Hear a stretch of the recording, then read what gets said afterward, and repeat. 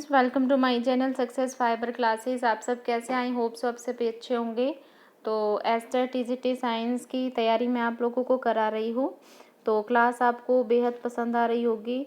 आज का जो हमारा टॉपिक है वो है डाल्टन एटॉमिक थ्योरी। इसमें मैं आपको सबसे पहले केमिस्ट्री कवर करा रही हूँ। तो क्लास 9th की हमारे पास में अभी चल रहा है, और जो चैप्टर नंबर 3 है हमारा वो वाला चल रहा है। ठीक है, तो आज का टॉपिक है हमारा डाल्टन एटॉमिक थ्योरी, है ना।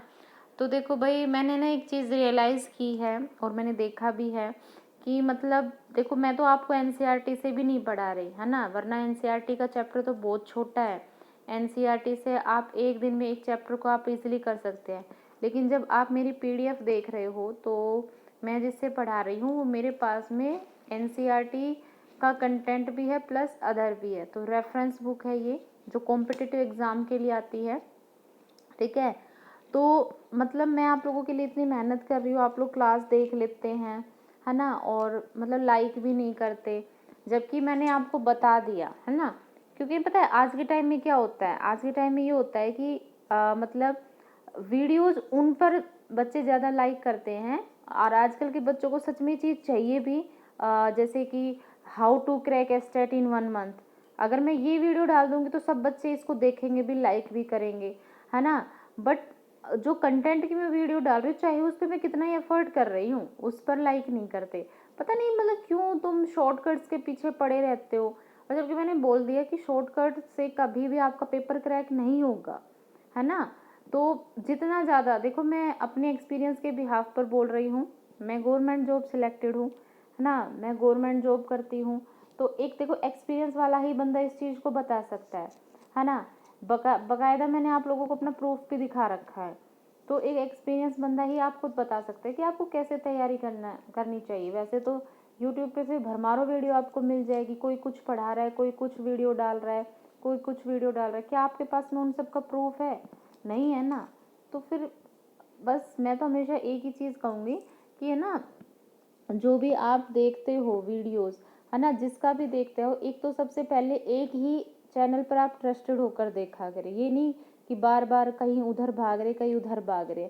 मैंने अपना बताया ना, मैंने तो कभी यूट्यूब चैनल को भी प्रेफर नहीं किया था, मैंने तो मेरी सेल्फ स्टडी की थी। और आप लोगों के लिए तो इतने सारे मतलब यूट्यूब चैनल पर क्लासें है वो प्रोवाइड हो रही है।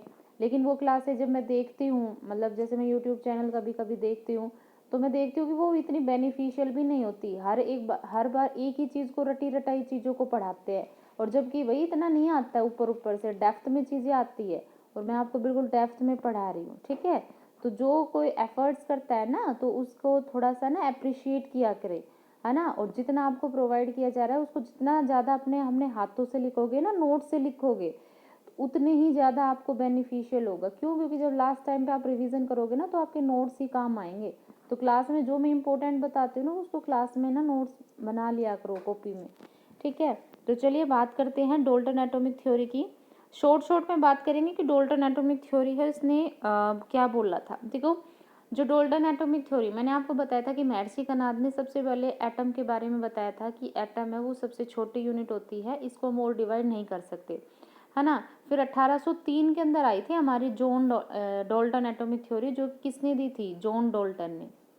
ठीक है, ये चीज़ आपको याद रखनी है। जॉन डाल्टन ने इस थ्योरी को दिया था। ठीक है, और इंडियन फिलोसफर थे एक महर्षि कनाद, उन्होंने फर्स्ट प्रपोज किया था कि जो मैटर होता है वो किसी स्मॉल इंडिविजुअल पार्टिकल से मिलकर बनता है, जिसको हम परमाणु बोलते हैं। और इसको परमाणु को जो नाम है, मतलब ये जो छोटे छोटे पार्टिकल्स हैं जिनको बोला है ना कि जिनको हम और डिवाइड नहीं कर सकते, तो डेमोक्रिटस थे जिसने इसको नाम दिया था एटमोर।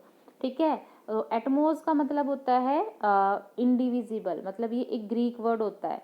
तो 1805 इसमें लिखा हुआ है, बट 1803 में आएगा। तो इन्होंने ये थ्योरी दी थी। अब इस थ्योरी में इन्होंने कुछ अपनी पोस्टुलेट्स बताई थी। तो क्या पोस्टुलेट्स इन्होंने बताई थी? तो इसमें बेसिकली सबसे पहले इन्होंने कहा था कि कोई भी एक मैटर होता है, ठीक है, उसमें छोटे छोटे पार्टिकल्स होते हैं। कोई भी एक मैटर होता है वो छोटे छोटे पार्टिकल्स से मिलकर बना होता है, जिसको हम बोलते हैं एटम्स। ठीक है, अब ये जो एटम्स होते हैं इनको हम ना तो डिवाइड कर सकते हैं, ना ही डिस्ट्रॉय कर सकते हैं, और ना ही हम क्रिएट कर सकते हैं। मतलब ना तो हम इनको और अगर छोटे छोटे पीसेस में ब्रेक करना चाहे तो वो कर सकते हैं, ना ही अगर हम इसको भाई चाहे कि पूरा ख़त्म हो जाए तो हम इसको ख़त्म भी नहीं कर सकते, हम इसको और बना भी नहीं सकते, ठीक है। और जब भी कोई केमिकल रिएक्शंस होती है तो उस केमिकल रिएक्शंस के दौरान ये जो एटम्स है ना, ये ही आपस में एक दूसरे के साथ कंबाइन होते हैं और एक नया आउटपुट वो हमें देते हैं, ठीक है। थर्ड क्या बताया इन्होंने पोस्टुलेट, कि जो एटम्स होते हैं सेम एलिमेंट के वो हर तरह से मतलब आइडेंटिकल होंगे, चाहे हम उनकी शेप की बात करें, मास की बात करें, या हम उनकी फिजिकल या केमिकल प्रॉपर्टी की बात करें, तो उनके जो एटम्स होंगे वो क्या होंगे, मतलब आइडेंटिकल होंगे। जैसे मान लो मैंने एलिमेंट लिया गोल्ड, अब गोल्ड एलिमेंट में भाई आपको पता है गोल्ड एलिमेंट है, मान लो ये गोल्ड एलिमेंट है, मैंने इसको छोटे छोटे पीसेस में ब्रेक कर दिया, तो ये सारे एटम्स है। तो इस सेम एलिमेंट के जो ये सारे एटम्स होंगे वो क्या होंगे भाई, हर तरह से सेम होंगे, इनके मास में भी, इनकी फिजिकल केमिकल प्रॉपर्टी हर तरह से क्या होगी, सेम होगी। लेकिन अगर मैं डिफरेंट एलिमेंट की बात करूँ तो उनके जो एटम्स होंगे वो शेप हो, चाहे साइज हो, चाहे मासेस हो, चाहे हम उनकी केमिकल प्रॉपर्टी की बात करें, तो हर तरह से वो डिफरेंट होंगे। जैसे मान लो मैंने एक ले लिया गोल्ड एलिमेंट, एक ले लिया मैंने सिल्वर एलिमेंट, है ना, तो भाई गोल्ड एलिमेंट का मास अलग होगा, जो गोल्ड एलिमेंट है इसके जो छोटे छोटे पीसेज है जिसको हम एटम बोल रहे हैं, तो इनका मास अलग होगा, और सिल्वर जो होगा इनका मास अलग होगा। तो यही बोला कि अगर सेम एलिमेंट है तो उन सब के एटम्स क्या होंगे, मास, फिजिकल, केमिकल प्रॉपर्टी में सेम होंगे।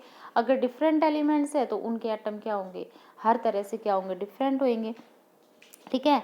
आगे इसमें ये बताया हुआ है, देखो इसमें एक कट कर रखी है कि ये जो एटम्स होते हैं ना, एटम्स जब ये कंबाइन होते हैं आपस में तो ये एक सिंपल होल रेशो में कंबाइन होते हैं। कैसे कंबाइन होते हैं, सिंपल होल रेशो में। जैसे मान लो मैंने आपको एग्जांपल दिया, मेरे पास में 2 हाइड्रोजन है और 1 ऑक्सीजन है, तो यहाँ पे जब ये दोनों हमारे एटम कंबाइन होंगे तो क्या बनेगा, तीनों एटम H2O।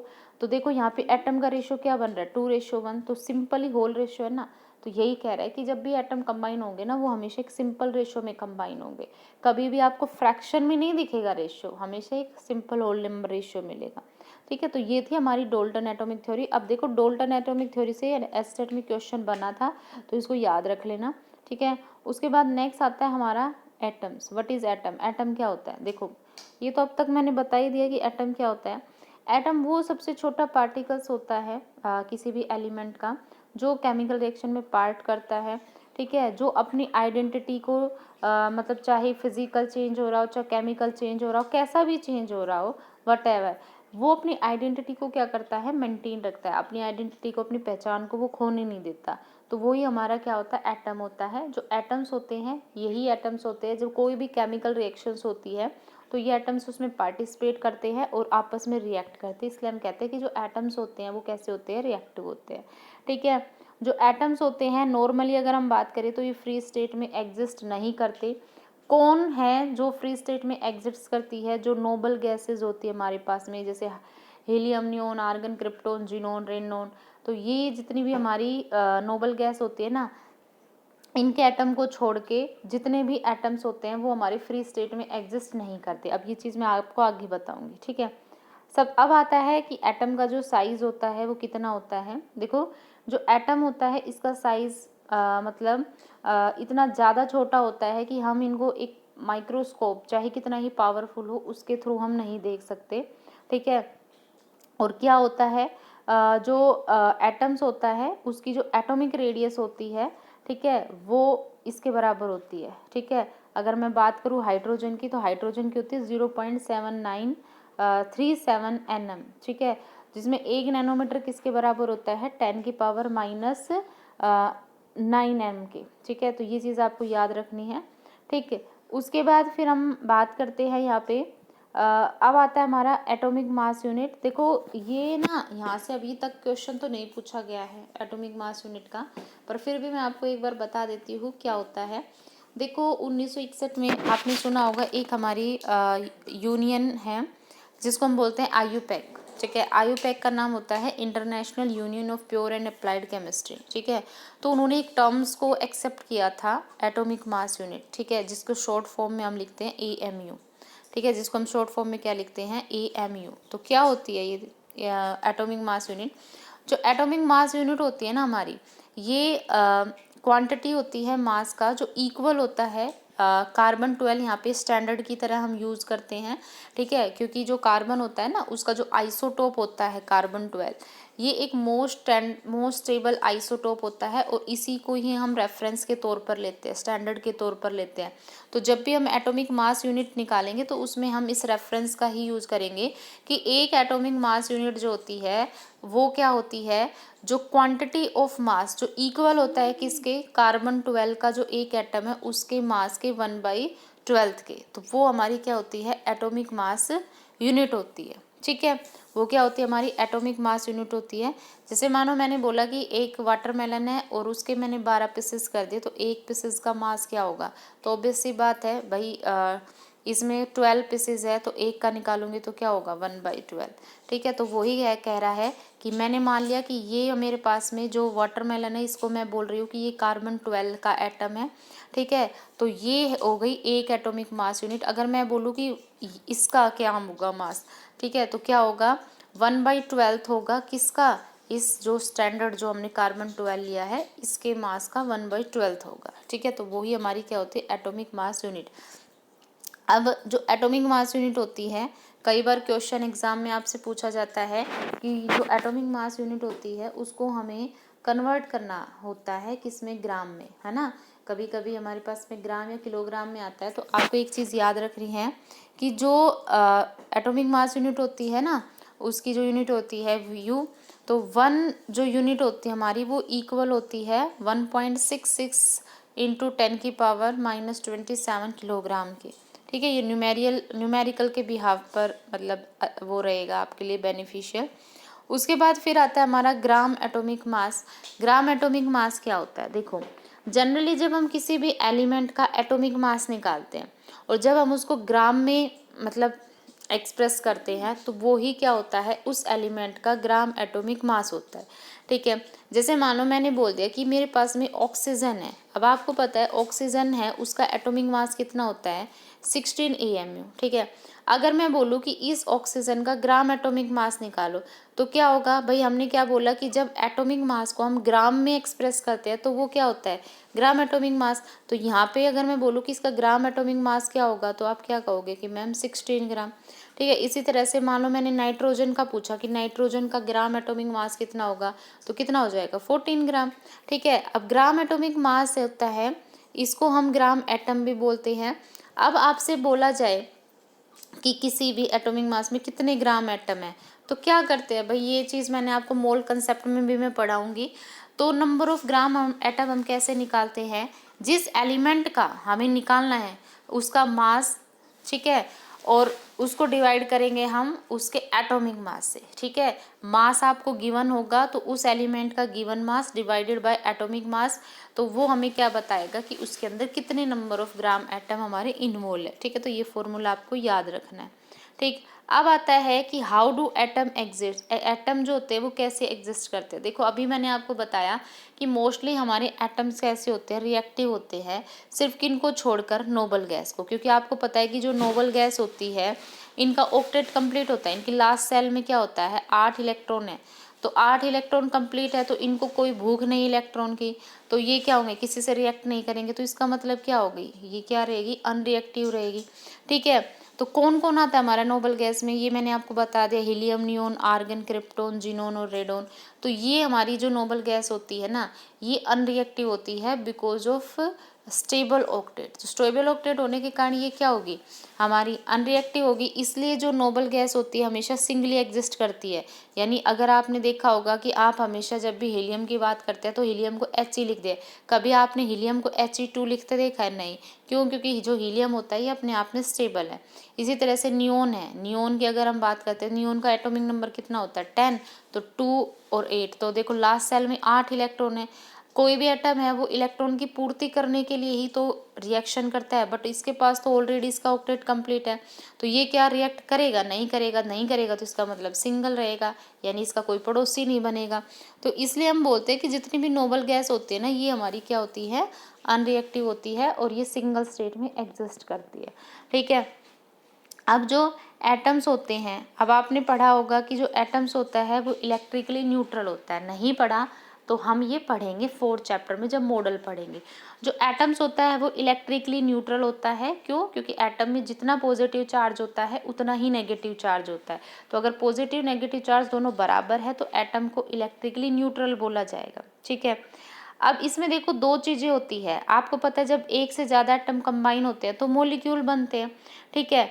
तो जब मॉलिक्यूल्स इलेक्ट्रिकली न्यूट्रल होंगे तो इसमें क्या होगा, एक हम बोलेंगे एलिमेंट, दूसरा होगा मोलिकुलर कंपाउंड। और जब ये चार्ज होंगे तो उसको हम आयंस बोलते थे। बस आपको इतना याद रखना है। ठीक है। अगर एटम है और एक से ज़्यादा एटम कंबाइन हो रहे हैं तो उसको हम मॉलिक्यूल्स बोलेंगे, और अगर एटम है उसके ऊपर कोई चार्ज है तो हम कहेंगे कि वो चार्ज पार्टिकल्स है। ठीक है। उसके बाद फिर आता है कि व्हाट इज़ मॉलिक्यूल। मॉलिक्यूल क्या होता है? देखो अभी मैंने आपको बताया कि जब दो या दो से ज़्यादा एटम केमिकली कंबाइन होते हैं तो उसी को ही हम क्या बोलते हैं? मॉलिक्यूल। जैसे अभी मैंने आपको एग्जांपल दिया था ना कि मेरे पास में अगर 2 हाइड्रोजन के एटम पड़े, एक ऑक्सीजन के, तो ये तीनों कंबाइन होकर क्या बनाते हैं? H2O। तो ये तीनों केमिकली कंबाइन हुए ना, तो ये हमारा क्या बोला जाएगा? मॉलिक्यूल। ठीक है। अगर मैं बोलूँ कि ये हमारे पास में हाइड्रोजन है और ये है H2, ठीक है, तो ये हमारा एटम होगा क्योंकि ये सिंगल है। तो सिंगल स्टेट में जो एग्जिस्ट करता है वो एटम होता है। लेकिन यहाँ पे 2 हाइड्रोजन कंबाइन हुए तो ये ग्रुपिंग हो गई ना, तो ये हमारा क्या हो जाएगा? मॉलिक्यूल। ठीक है। अब मॉलिक्यूल का जब हम डिवीज़न करते हैं तो देखो मॉलिक्यूल जो होता है उसमें क्या क्या होता है। ठीक है। तो सबसे पहले देखो, सबसे पहले हमारा होता है mono atomic molecule. Mono atomic, mono का मतलब होता है सिंगल, एटॉमिक मतलब एटम, यानी ऐसे मॉलिक्यूल जिसमें सिर्फ सिंगल एटम एग्जिस्ट करता हो, ओनली वन एटम हो, तो उसको हम बोलते हैं मोनो एटॉमिक मॉलिक्यूल। तो इसमें हमारी जितनी भी नोबल गैसेज होते हैं वो आती है, क्योंकि नोबल गैसेज में सिंगल स्टेट मतलब एक ही एटम एग्जिस्ट करता है। दूसरा होता है डायोटॉमिक। डाई का मतलब होता है 2, यानी ऐसे मॉलिक्यूल जिसमें 2 एटम होंगे तो उस मॉलिक्यूल को हम डायोटॉमिक बोलेंगे। जैसे hydrogen gas H2, chlorine gas Cl2, oxygen gas O2। ठीक है। इसी तरह से हाइड्रोजन क्लोराइड HCl। तो इन सब में आपको 2-2 एटम दिखाई दे रहे हैं, तो ये हमारे डायोटॉमिक होंगे। तीसरा होता है ट्रायोटॉमिक। ट्रायोटॉमिक का मतलब जिसमें 3 एटम हो। तो 3 एटम किस में होते हैं? जैसे CO2 इसमें 3 है, H2O इसमें 3 है, H2S इसमें 3 है। फिर आता है टेट्रा। टेट्रा में क्या होंगे? जिसमें 4 होंगे। तो 4 एटम किस किस में होते हैं? जैसे फास्फोरस टेट्रा ट्राइक्लोराइड में, अमोनिया में, तो इन सब में 4 होते हैं। और पेंटा एटॉमिक मॉलिक्यूल है जिसमें 5 एटम होंगे, जैसे मीथेन हो गया, NO3। तो ये हमारे होते हैं पेंटा एटॉमिक। अब एक चीज़ आती है एटमोसिटी, है ना। एटमोसिटी से क्वेश्चन पूछा जाता है। देखो किसी भी मॉलिक्यूल में टोटल नंबर जो एटम्स होंगे ना वो उसकी एटमोसिटी बोली जाती है। ठीक है। जैसे मान लो मैंने पूछा कि बेटा H2 में एटमोसिटी बताओ, तो इसमें टोटल नंबर एटम 2 है तो इसकी एटमोसिटी क्या होगी? 2। इसी तरह से मैं वाटर की एटमोसिटी पूछूँ तो इसमें कितने एटम है? 3, तो इसकी कितनी हो जाएगी? 3 एटमोसिटी। यानी जितने एटम होंगे ना किसी भी मॉलिक्यूल में उतनी उसकी क्या होगी? एटमोसिटी। ठीक है। तो आई होप आपको ये अच्छे से समझ आ गया होगा। अगर मेरा एक्सप्लेनेशन आपको अच्छा लगा है तो प्लीज़ लाइक कर दीजिए ना, इससे मेरे को मोटिवेशन मिलता है। ठीक है। अगर वीडियो अच्छी लगी चैनल को लाइक शेयर और सब्सक्राइब कीजिए। Thank you very much.